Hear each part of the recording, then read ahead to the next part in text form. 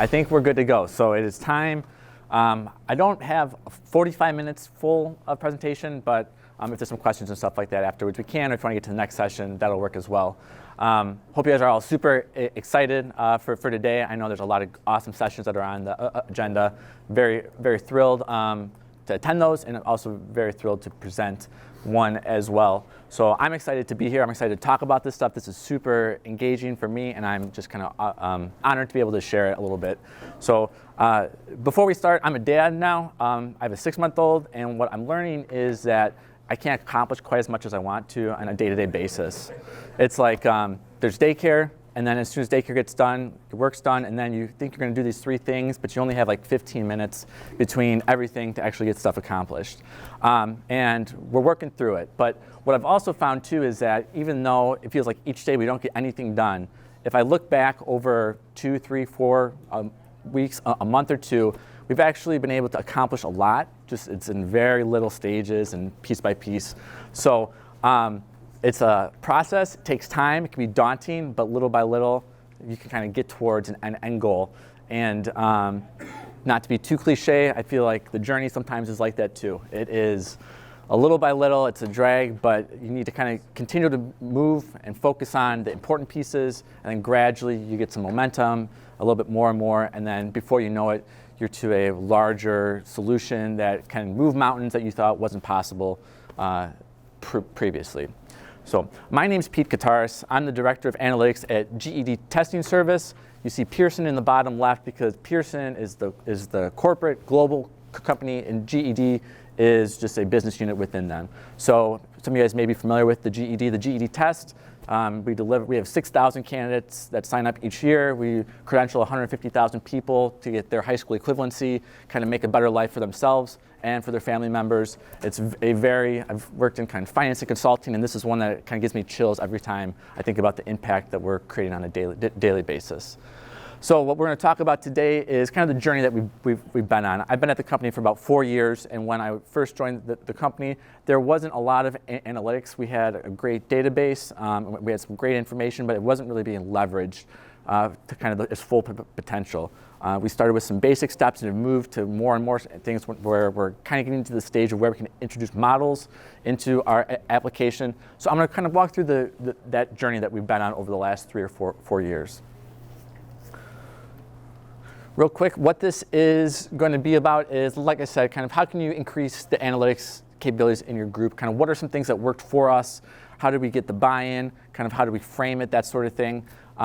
Some tips or suggestions that may help you as well. Every business is a little bit different. There's different kind of tech stacks, different leadership and constraints to work in, but there could be some things and some ideas that may kind of get sparked, and you can kind of take a different flavor on it. I'm I guess, very much a believer that data is more than just like numbers. We can crunch the numbers, but you really have to tell the story that's there. That's how you get buy-in impact. The presentation that we just saw, I mean, how many straws, that's all great, but once you put it into the story of how big it is and how impactful it can be, that's when numbers can kind of change the trajectory and the value. So we're going to talk about that a little bit here. What this is not going to be is a technical deep dive into tools. Okay, I do have some technical background, but if you want me to write an API to tap into, I'm going to have to say it's going to be about a month before I can get that to you. So that's not my bread and butter. This isn't a fully built solution for an enterprise. Like I said, Pearson is a large corporation that does have a strategy. This is more focused in our business unit, so more directly with the people and the stakeholders that we have engagement to. And then it's not like a one-size-fits-all. I mean, every business is different. So this is just something that worked for us, and I'm thrilled to share what worked for us. And I'd be also interested to hear what works for other people as we kind of talk and work throughout the day. So there's no right way. I broke this down into 5 kind of steps in our, I guess, chapters of our story. One is really kind of starting with the data integrity. Without the foundation, we could never move to the next step that we wanted to in our journey. Once we have that, then it's okay, we need to build the user kind of the business user's trust and understanding of what we're presenting is actually real. It's kind of what's going on. There's always that question is like, I don't believe these numbers, which is kind of the pit of any analysts kind of hearing that. So we need to get that established. Eventually, to move to AI, you're going to need some resources, and that's where you need leadership buy-in. You need to be able to tell the story of why we need to go there. So we'll talk about that. For us, we then did a test project to prove out what capabilities we could potentially garner if we continue to move this direction, and then you have to integrate it into the production so it can be used on a daily basis and not just kind of a cool pet project that's off in the corner. So, data integrity. Before I get into that, I just want to give you a quick background of the GED user journey. I think this is important to understand so then you can get the data and understand what data is there. So we have learners that create accounts. Then what happens is they take a practice test, which is this GED ready. That'll say, yep, you're ready to take the test or not. Then they'll take their GED test, and then if they pass, they have to do that 3 more times, once for each subject. So this is our typical user journey, and it's important to know this because later on when we did some modeling, it was really geared around how can we predict who's going to convert at the end of this funnel. So that's the user journey. And then from there, just out of the gate, some of the data that we had around this was, to start was the account information. When someone creates their account, basically we know where they're located, kind of what their intents are, and then at a certain point we understand what their last level of education was, why they're pursuing the GED. A lot of these kind of soft qualitative context around who the user is and what they're trying to accomplish. A key part then too is obviously the testing activity. That's what the GED is. It's the test. So what their scores are, what their practice tests are, that was data that we had to look at. And then same with the website usage. What content are they engaging with? Is it the study tools? Is it just how to take the test, where to take the test? All that we thought could help provide context into who our learner is and then kind of help educate some of the models once we got there. We also considered available publicly available data sets from the census and that sort of thing. That's kind of, I guess, phase 2. We've seen some that work as far as whether zip codes are rural or urban. That's been indicative of how people test, but that's a little bit of outside of scope, and we're still kind of playing with how that fits into the bigger picture right now. All right, so we're still in this foundational stage of the data, and this is, in my opinion, probably a very simple slide, but I mean, like anything, you need to have the data right, and there's a lot of work to get that foundation set. So we need to make sure that we have it correct. And how do we get the data correct? It's important to understand how it's being generated. So is it through the application? Is it through the Google Analytics? How that's installed? Those sorts of things. And then that's where we really had to work with our developers to make sure that it was being tracked and stored appropriately. And then we also had our quality assurance team go through and verify so that when we started pulling the numbers to actually use it for our analysis, our metrics, we had some good confidence that it was actually accurate and telling a true story. And then one of the things that I've come across is access to historicals. Not every system has the historicals, or it's not set up that way.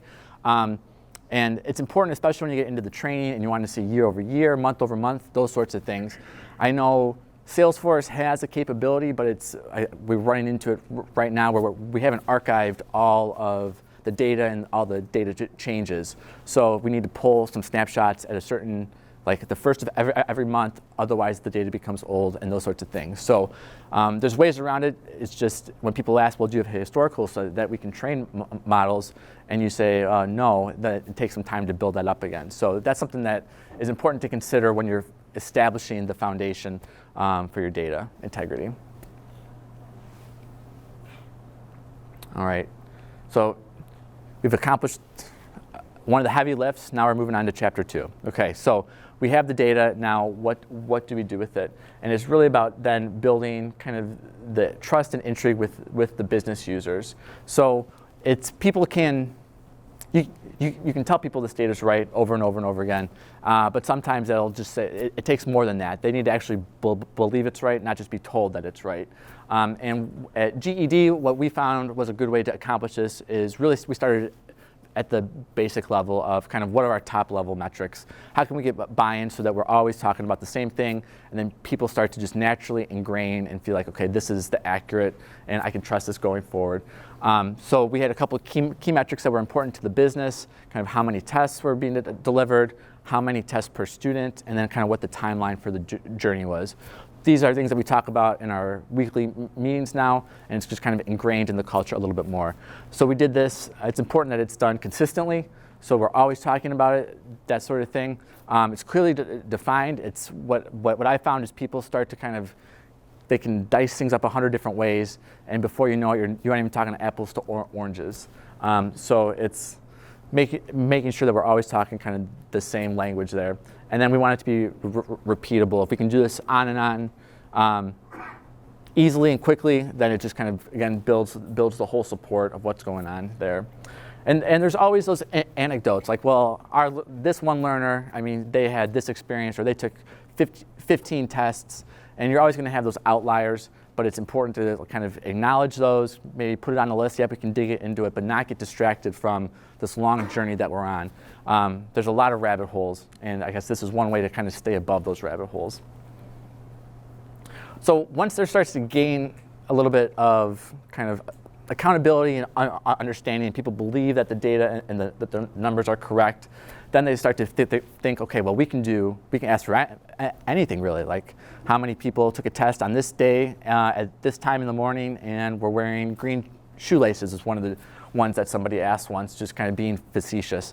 And there's a lot of different ways that they can take it, but I think what's interesting is that business users don't always understand what the data has in it, what it's capable of doing, and they ask these really random questions that you need to bring them back up to the surface of, like, that's interesting, but it's not really attainable, and is it really relevant to the business? So I put an asterisk by this first one, though, because at the same time, you do need to engage with the business users, because they're going to have the context of what the data is saying, what the story is. So it's a little bit of a give and take. You're trying to balance kind of their knowledge, but also kind of shepherd them towards where there's actual insight and value and where we're going in the bigger journey. Yeah? Question, do you have any insight into how you can tell the difference or what you look for as markers between, like, should you follow this user question or should you not? Yeah, I think for us, it's probably, there's kind of that sixth sense. Like, you can do a couple asks, but at some point, there's always that question that's going on, like, is this really worth my time and effort? I guess there's a lot of exciting things personally that I want to work on, and if I feel like this is not worth my time to kind of dig up this, that's where, for me, like, the red flag starts to go off. I think it's important, though, to, one, acknowledge that, yep, we hear you, and we can kind of take this down, put it in the backlog, and after, if you hear it 3 or 4 times, then maybe there's something there, and you can revisit that. But that's, I guess, what I've seen in my experience. Mm-hmm. The biggest thing is, I guess, time is valuable. There's a lot, like with all the sessions here. I want to go to all the sessions. There's just not enough time.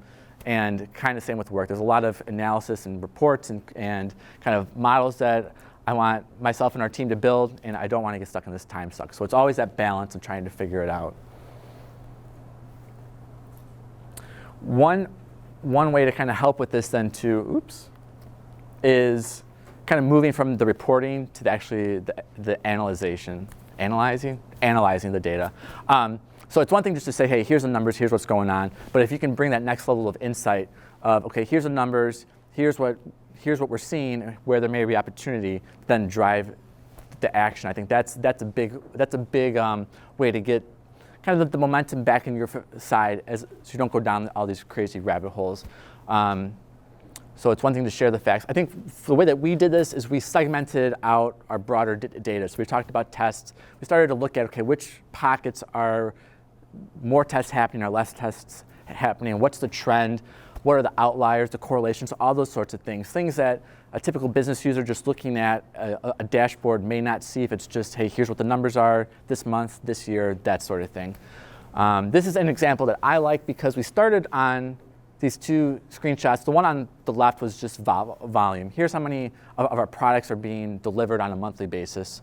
And cool, that's great, it's informative, but like, what do I do with that now? So we moved to this analysis by offering the next dashboard, which is then taking that and breaking it up to see kind of, okay, how are the trends going? Who's contributing most to this volume over time in the different ranks? And that really helped our business leaders say, okay, hey, I need to get somebody in this region to do more, and this region is a little bit less. It's contracting, so maybe we need to decide, do we spend more, or do we just let that one kind of wither, that sort of thing. And that was a way that we brought just raw numbers to actually decision making.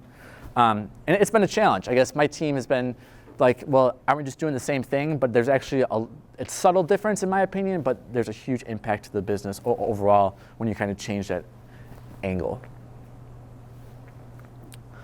All right, so we have good data. We have, yep, what's going on? Just a question about that last slide. Yeah. Yeah. Are the business users that you're supporting, are they coming to you and saying, hey, can you do me this analysis? Or is it more your team or team saying, hey, yeah. look at it this way?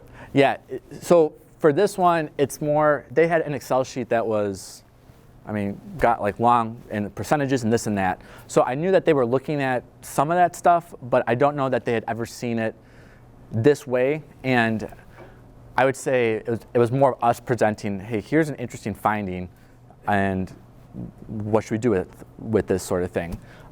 There's probably one or two other ones that were just like, yeah, that's good, but we can't really do much with that. This is one that really resonated, though. So it was us understanding what they were kind of looking for and trying to do, but we presented the idea first, I would say. Mm-hmm. All right, we have good data. We have business leader buy-in, business user buy-in. At some point, though, you're going to reach a spot where if you want to go farther, you're going to need some investment. You're going to need resources in order to get things moving. And this is where, for us, we needed the leadership buy-in. I guess I present this slide because this one is kind of near and dear to my heart, but this is one where we kind of, in my opinion, we pivoted as a business. This was data that had been shared in data tables, but it wasn't until they saw it this way that they could see kind of the story. This is for 3 different study products, and just by putting it in a visual and being able to tell kind of what the difference is between each of these study products and the effects on our students was really kind of the aha moment for our leadership to be like, hey, there's more here that we can do. We need to be considering this and thinking about it. So this was kind of, in my opinion, kind of the door was cracked, and then it was our chance to kind of step through and push and kind of blaze where we want to go next. And that's where it's, again, the storytelling, in my opinion, really comes into play. It's kind of is painting the vision to our leadership. It's like, where do we want to go? Like, what does the world look like where we have the capability of when somebody comes to our site, we can give them exactly what they need and not distract them with other tools or things that may not be relevant to them. Like, how impactful would that be? How many lives can be affected if we can have that analysis and impact? We are a very user-focused organization, so that was something that really resonated immediately. Kind of how are we impacting our learners to have a better life for them, their families, those sorts of things, and analytics is a key to do it. So I didn't get into, hey, we need to build out these data stacks and these pipelines. That's for me and my team to figure out, but in order to get the leadership, we needed to tell the story, kind of paint the picture, kind of like a CEO of where you're going, and then it's to the next person to kind of figure out, okay, how do we actually get there?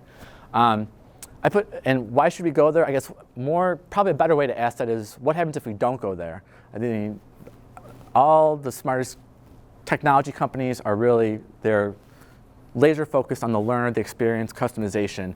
If we don't go there now, are we going to get left behind? I mean, testing companies, Chegg just launched something with ChatGPT, I think, last week. So they're, I guess, getting very tailored into how they're approaching their study tools and those sorts of things. So if we don't go now, are we going to miss the boat? And I think that's a big question too. And unfortunately, the ROI question comes in here, where there needs to be some business sense. But I think if you can paint the story and the pictures and why we need to do it now, the business case as far as dollars and cents follows pretty quickly.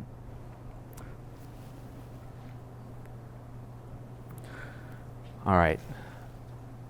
So foundation buy-in, leadership buy-in. For us, what was exciting now, we were able to do a test project. So this is where we were starting to get a little bit beyond what our capabilities and resources had. We had some good things going, but in order to move to this next section, we just didn't have it internally as far as the skills, the bandwidth, the resource. We were running out of runway, essentially. So we needed to figure out how to overcome this and kind of where to go next. What's great is we had a clear business question, and you'll see it in here shortly, but like we really wanted to understand our learners and segment them at a quantitative level, and then see if we can put some prediction and propensity scores so that we can optimize who we should engage with for the biggest impact. And with that question, then we started talking to people. Like I said, GED is one business unit out of all of Pearson. So we went around, I pinged a lot of people, probably a dozen, 2 dozen, who I felt may have some experience in this area to try to leverage, beg, borrow, steal, get some knowledge to help move us to this next level of analytics. The Minnesota community, things like this, Minibar, other meetups, LinkedIn, kind of networking, trying to figure out where do we go next.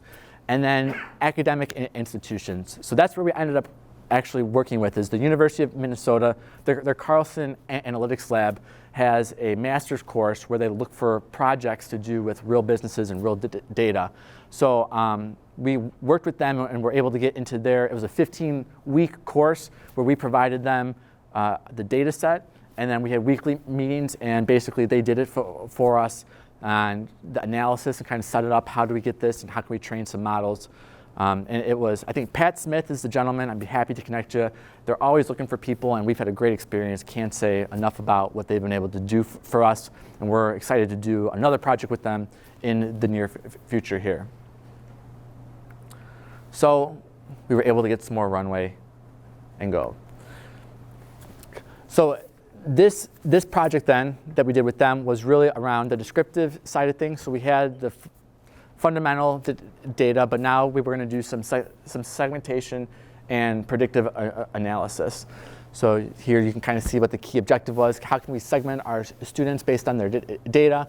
And then can we put together a model that predicts who's going to ultimately complete all 4 of those tests? So you remember that funnel. We want to see, can we predict how many people are going to get to the bottom there? And to do that, we broke it up. This should look somewhat familiar. And we had 2 different stages that we did the analysis. One was at the top, where it was what we called the first convert. We had less data available at that point, so we wanted to do it there. But then when they take their first test, that's when we get a much more richer data set about each user. So we decided to do a segmentation there as well. So we did 2 different segments, and that provided these different groups. So I won't get too much into these groups, but we had different personas then based on the data that we saw from these different segments. And because we had a strong data set to work with, we could then, if a user was in a certain group, we could then apply all the other metrics that we have about that user to that group and come up with some averages of how many times they come to our website, how long they spend on the website. I mean, is most of our population this size? Should we be targeting them, or is it just a small subset and with limited resources may not be the highest priority, that sort of thing. So this has been super impactful. This project happened last 11 months ago. So we're working through kind of, okay, how do we communicate this out? How do we show this impact to our educators? How do we ingrain it into our tech stack? Those sorts of things. And then we also did a predictive model. This is an example of a basic decision tree. We felt this one, using a decision tree versus some of the other ones, we could communicate it to our leadership better on why we needed to go this route. I didn't want to swing for the fences right away. We needed to get these small wins so we can move to higher, bigger, more complex AI ML tools, but this was kind of the starting point. And with this one, what our goal then was is if we have everybody, we put them through this model, we could give them a score, and then the people that have the highest score we feel are the ones that are gonna get their GED. They know what's going on. They maybe finished high school but never that last class, or they know what's gonna. We don't need to intervene at all there. The people that are on the low end are ones who are kind of behind the 8 ball, and there aren't really tools that we can offer them, whether it's flashcards or online study tools. They need to meet with somebody. They need like person-to-person teaching. So the group that we focused on and want to focus on is this middle group where it's people that are close, they're gonna credential, they're gonna get all, but they may need a little help. And with our limited budget and resources and outreach, that's where we felt we could have the most impact. So this model is gonna help us kind of focus on the areas that we need to have the biggest impact with what we have in the bank. Yeah. Sometimes it can be hard to present this information to leadership, and I was curious, like, as you were presenting this and maybe seeing certain patterns come out, or like, I guess, like priming for certain types of decisions, what kinds of things did you struggle to create that buy-in with leadership, or what kinds of things didn't translate well or as well for leadership, or maybe you had to make more of a case? Yeah, so I think on the segmentation side of things, that one echoed pretty well, because it's just we have like a picture in our minds of what the students are, and now here was hard data that said, okay, this is actually what it is, and we had that buy-in and like foundational knowledge. So that one went well. I think kind of keeping it simple, there's a lot of detail and there's a lot of code that went behind all this stuff, but at the end of the day, I mean, that's what they don't really need to know all that. They need to kind of see what the picture, what the journey is that we're trying to accomplish, and if they can kind of believe in that, that's where I guess it's either successful or not, is if you can communicate that. There's some people on the team that kind of get into the weeds, and that's what they enjoy, and that's fine. But it's like knowing your audience and then kind of being able to articulate specifically what you're going for. And that goes a little bit to kind of maybe this, I guess your question kind of goes into this next slide, is really making sure that we share back these takeaways with our leadership. So in our leadership meetings, we've started to talk about this. Okay, where is this on the roadmap? And then really advocating and championing for the work that you've done.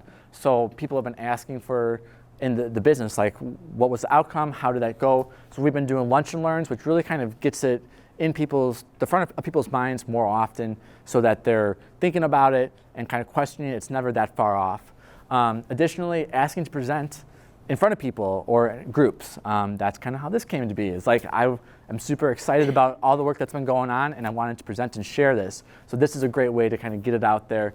And then ultimately, I feel what I found is that people want you to be successful. They want this to work. It's just, how do you communicate it and champion it and get enough kind of momentum going is probably the biggest thing. But that's how it's been going for us so far. All right, so we are in the final chapter of our story, which is integration. And we're still working on this one. However, I can let you know where we're at least. So, I mean, I was trying to figure out how to share this, but basically, I mean, we have obviously our back-end systems that then drive our application, and then our users experience that application. So right now we have different kind of scenarios and statuses that serve a custom experience to our learners, but it's all logic-based. It's all like, hey, we think these people need this one, so if their account matches this status, we'll present them with this one. I think what we've now seen is that there's more kind of complex and nuanced ways of breaking that up, so that we can deliver a more personal front-end experience for our learners. So our goal is to figure out, how do we get our test project that was off here on the side on some flat files and some Python scripts that are just kind of off in the wings, how do we integrate that into our overall kind of tech stack and the solution there? So we got to find a way to get this in here, and that's where it's been a little bit, again, of a learning process for us. What I've been super interested or exciting is that I have to say, I didn't realize all the steps that go into this. I don't know why I didn't know all these steps. I mean, I'm not a data scientist. I figured everybody had to learn sometime. I wish I would have learned before we got to this step, because there's a lot to cover. But it's exciting. I mean, I'm thrilled to be here to kind of figure out and learn, and how can we kind of come up with these next steps, and how do we get there. Our organization is built on, we have an Azure tech stack, and then Pearson has a Google Cloud project. So we're trying to figure out, where do we go, which one's the best one, kind of what are the tools, and I've had calls and trying to kind of piece through it all, and it is a forest, but it's been a fun forest. So and this is where, again, I don't have the expertise to do this, but I'm trying to get it on my team. So this is where we add, beg, borrow, steal, whatever we need to in order to kind of get this going, because we are super thrilled with what we've seen in the test project. We just need to jam it into our production somehow, and that's what we're working on. A couple of the calls that I've had with people, they've been super thrilled and excited, just like, hey, we're passionate about this area too, and want to connect you with whoever we can to help. And it's just kind of the whole community kind of working together. And we've probably been working on this for maybe 2 or 3 months, but it's a slow going process. But I feel like we're getting there. We're making things happen. So that's where we're at. Where do we see ourselves going next? Is on the GED side, which is what we've been talking about. We're in this integrate phase, and then through some of our connections at the University of Minnesota, they want to test some generative email outreach. So that may be our next thing, is when we market to people and have our event-based emails, how can we tailor them based on what the user is? Right now it's here's your template, this person gets it at this date. How can we be more dynamic with that? And then there's another business called Accelerated Pathways that it's a sister company. We're trying to do this exact same process of building up the data set, getting buy-in, and then kind of pushing for the deeper analysis of things. So that's where we're hoping to go in the future.